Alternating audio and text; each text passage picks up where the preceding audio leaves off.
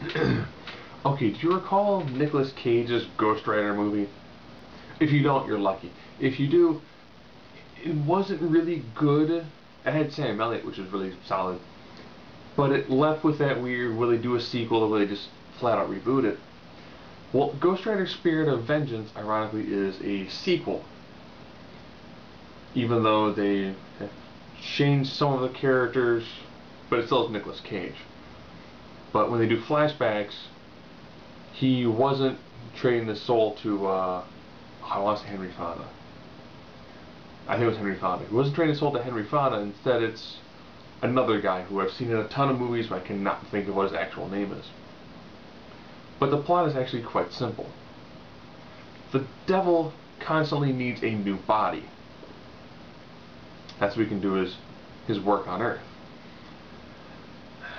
He actually sires a son because the woman was dying, so made the deal with her, I can bring you back to life, just you will bear my child.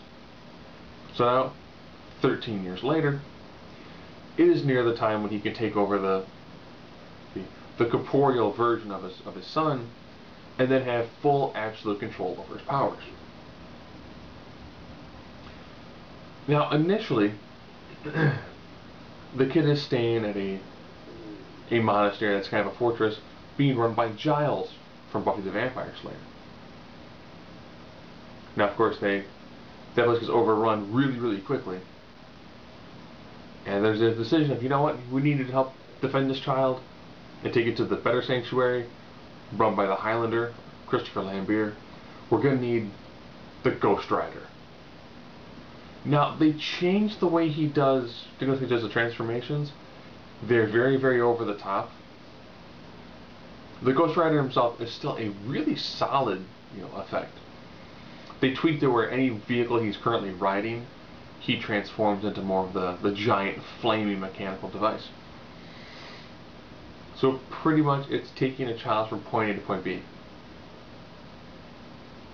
And all the things that happen along the way, and of course, it pretty much has to end with Ghost Rider again fighting a devil incarnate to try to help save the world. They also throw in a really nice subplot where the power of the Ghost Rider was initially the spirit of justice, who was then corrupted and became the spirit of vengeance. Which is good. It's a unique plot point, and it's also why for a while there's two different colors of Ghost Rider.